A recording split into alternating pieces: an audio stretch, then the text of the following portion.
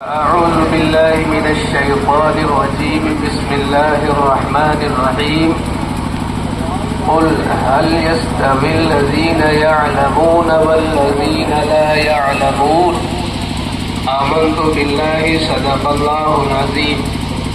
انتہائی ادب و احترام، خلوص و محبت کے ساتھ اور پوری شائستگی اور سنجیدگی کے ساتھ بارگاہ رسالت نام میں درود شریف کا ہدیہ پیش کرتے ہیں۔ اللہم صلی علی سیدنا و مولانا محمد معدن الجود والکرم و آلہ وبارک وسلم صلی اللہ علیہ وسلم۔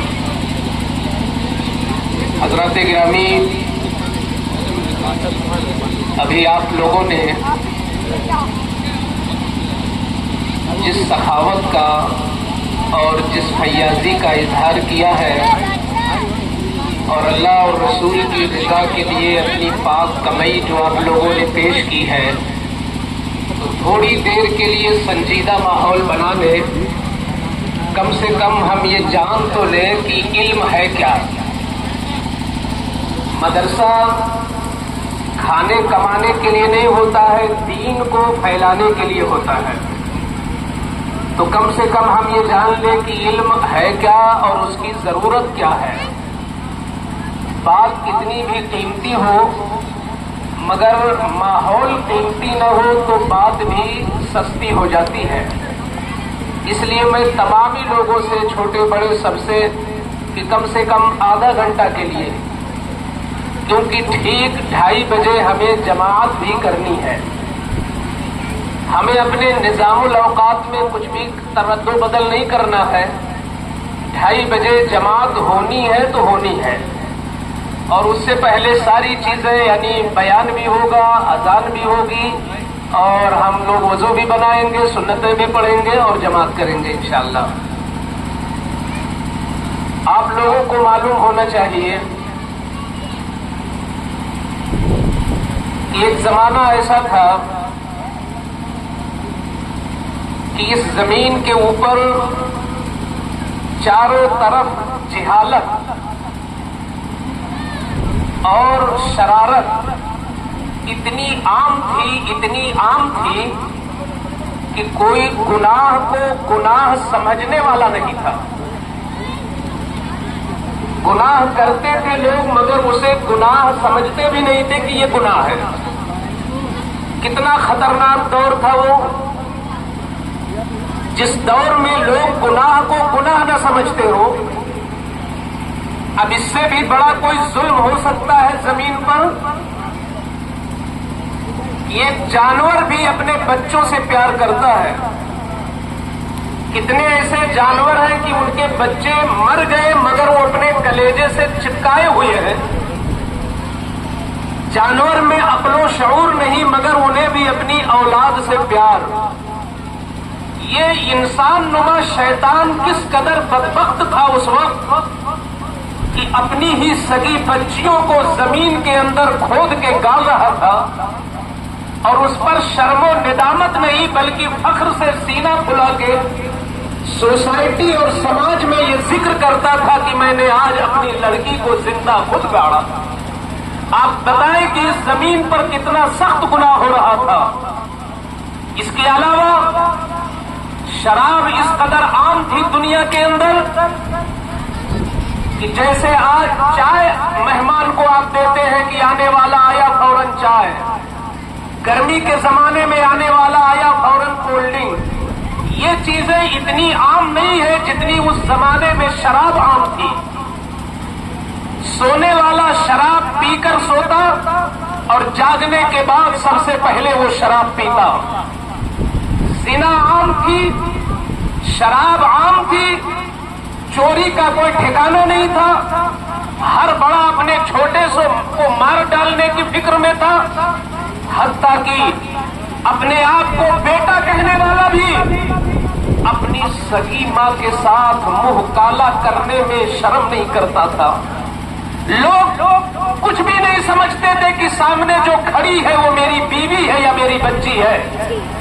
ایسے برے ماحول میں پوری کائنات کے سردار، زمین اور آسمان کی ساری کائنات کے پیشوا اور مقتدی رحمت للعالمین بن کر جب میرے نبی اس زمین پر جلوہ گر ہوئے ہیں، سب سے پہلے تو 40 سال تک مصطفیٰ نے اپنا کردار دنیا والوں کو دکھایا کہ اے شراب میں ڈوبی ہوئی قوموں، ذرا اپنے درمیان ایک ایسی ہستی کو بھی آنکھوں سے دیکھ لو، خیانت کرنے والے لوگوں ذرا اپنے درمیان ایک امین کو بھی دیکھ لو، جھوٹ بولنے والے انسانوں ذرا اپنے درمیان ایک صداقت کے پیکر کو بھی دیکھ لو، جہالت میں ڈوبے ہوئے انسانوں ذرا اس عالم کائنات کو بھی دیکھ لو جس کو پڑھانے والا انسان نہیں بلکہ رحمان ہے۔ مصطفیٰ نے 40 سالہ زندگی اپنی اس قوم کے درمیان پیش کر دیا۔ قوم اگرچہ شریر تھی مگر اچھائی وہ ہوتی ہے جو سر پہ چڑھ کے بولے، کمال وہ ہوتا ہے جو سر پہ چڑھ کے بولے۔ وہی مکہ کے ظالم جو ایک طرف مصطفیٰ کو کبھی مجنون کہتے، کبھی دیوانہ کہتے، کبھی جادوگر کہتے، مگر اس سے بڑی سچائی کیا ہو سکتی ہے کہ مکہ کے رہنے والے اگر اپنی امانت رکھنا ہوتا تو نہ پڑوسی کے پاس رکھتے، نہ اپنے باپ کے پاس رکھتے، نہ اپنی اولاد کے پاس رکھتے، نہ اپنے دوست کے پاس رکھتے، مگر یہ مصطفیٰ کی شان امانت ہے کہ جو ظالم اپنے آپ کو مصطفیٰ کے سامنے تلوار لے کر کھڑا کرنے کی فکر میں ہوتے کہ اس نبی کو کم مار دیتے، مگر مصطفیٰ کی امانت سے وہ اتنے متاثر ہوتے کہ جب اپنا قیمتی مال رکھنا ہوتا تو اپنے باپ کے پاس نہیں رکھتے مگر محمد عربی کے پاس رکھ کر یہ بتاتے کہ اگر زمین پر کوئی امین بن کے آیا ہے تو مصطفیٰ امین بن کے آئے۔ توجہ کریں کہ معاشرہ شراب کا شکار تھا، معاشرہ زناکاری میں مبتلا تھا، معاشرہ فسق و فجور میں غرق تھا، معاشرہ خیانت میں ڈوبا ہوا تھا، معاشرہ لڑکیوں کو زندہ گاڑنے میں گرفتار تھا۔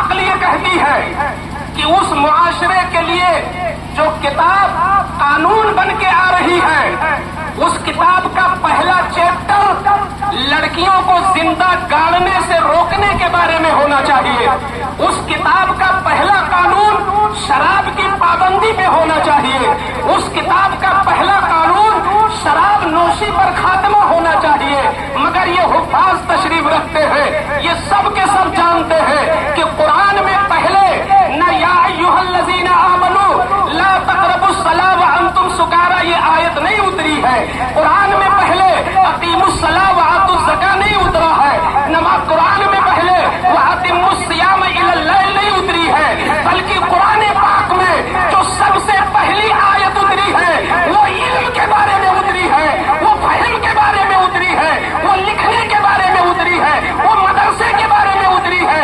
اللہ نے بتا دیا اے میرے بندو میں نے سب سے پہلے علم کی بات اس لیے اتاری ہے کہ جس کے سینے میں علم آ جاتا ہے وہ زنا سے بھی رک جاتا ہے، وہ خیانت سے بھی رک جاتا ہے، وہ ڈاکہ سے بھی رک جاتا ہے، وہ شراب سے بھی رک جاتا ہے۔ علم وہ دولت ہے جس معاشرے میں علم کا اجالا پھیلتا ہے تو جہالت کے سارے اندھیرے دور ہو جاتے ہیں۔ تو آج آپ نے علم کو پھیلانے والا کام کیا ہے، ہمیں اپنا گھر ہر ایک کھڑا کر دیتا ہے، اتنی اونچی اونچی بلڈنگیں اور اتنی اچھی اچھی عمارتیں کہ نگاہیں خیرہ ہو جائیں، مگر میں مبارکباد پیش کروں گا آپ کو کہ میری طبیعت، وہ قاری صاحب جو کہہ رہے تھے میں غصہ ہو رہا، میں مسرور ہو رہا تھا، وہ قاری صاحب کا ظن تھا، میری گزارش ہے کہ حضرت کا حسن ظن یہ ہونا چاہیے کہ میں خوشی محسوس کر رہا تھا۔ کیوں؟ اس لیے کہ وہ اپنا ہنر اپنا مکان بنانے میں استعمال نہیں کر رہے تھے، رسول پاک کا مکان بنانے میں استعمال کر رہے تھے۔ مدرسہ حضور کا گھر ہے، مدرسہ حضور کا گھر ہے، اور سب سے پہلے مدرسہ حضور نے بنایا بھی ہے۔ اور ایک نئی بات بتا دوں، جب حضور ہجرت کر کے آئے ہیں تو مسجد نبوی جو بنی ہے ٹھیک اسی کے قریب آپ نے جو مدرسہ جس کو صفہ یعنی چبوترا کہتے ہیں، مدرسے کی جو بنیاد تھی وہ 1 ہاتھ اونچی تھی. توجہ چاہوں گا اس پر. مسجد میں سجدہ کیا جاتا ہے، مدرسے میں سجدہ کرنے کا علم لیا جاتا ہے.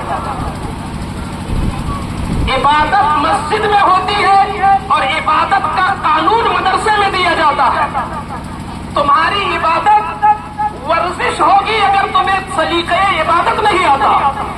تمہاری عبادت اٹھک بیٹھک ہوگی اگر مسائل عبادت نہیں معلوم. تو عبادت کیا جاتا ہے مسجد میں، مسائل سیکھے جاتے ہیں مدرسے میں.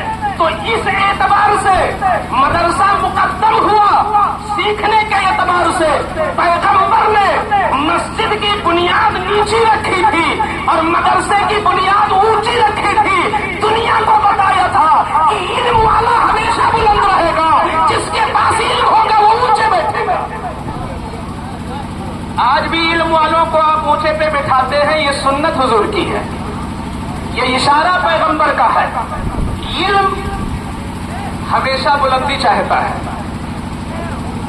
اگر آپ کے یہ چھوٹے چھوٹے بچے، بھائی مدرسے کا کیا نام ہے جو یہاں کا ہے؟ سبحان اللہ، نام بھی بہت بہتر ہے. حکمت المسلمین ہے، حکمت الاسلام. اگر دارالحکمت ہوتا تو اور بہت اچھا ہوتا. تو بہرحال حکمت الاسلام، علم سے بڑھ کر ہے حکمت. اگر علم ہو کسی کے سینے میں اور اس کو حکمت نہ ہو تو اس کا علم معاشرے میں نقصان پہنچا سکتا. جس عالم میں حکمت ہوتی ہے اس عالم کا علم معاشرے کو فائدہ دیتا ہے. اور میں نے ایسے بھی علم کو دیکھا ہے کہ علم ہے حکمت سے خالی ہے بدن، تو ایسے عالم کے یا ایسے جانکار کے علم سے کبھی کبھی نقصان بھی ہو جاتا ہے. حکمت بہت اونچی چیز ہے اور اللہ نے اپنے نبی کو صرف عالم نہیں بنایا، حکیم بھی بنایا. اور فرمایا قرآن میں وَيُعَلِّمُهُمُ الْكِتَابَ وَالْحِكْمَةَ، یہ مصطفیٰ علم بھی دیتے ہیں اور حکمت بھی عطا فرماتے ہیں. یہ علم بھی دیتے ہیں اور حکمت بھی عطا فرماتے ہیں. تو میں کہنا چاہتا تھا یہ جو حکمت الاسلام مدرسے میں آپ کا بچہ آئے گا، آپ کا جو بچہ پڑھنے آئے گا اس کی قیمت کتنی ہے سمجھ لو. سیمنٹ دینے والوں، سریا دینے والوں، مورنگ دینے والوں، اینٹا دینے والوں، مبارک ہو. آپ کا اینٹا ایسے مکان میں لگنے جا رہا ہے کہ پہلی بات اس مکان کو حضور اپنا مکان کہہ رہے ہیں. اس جگہ سے حضور کا دین بلند ہوگا، اس جگہ سے لوگوں کے ایمان کے تحفظ کی باتیں کی جائیں گی.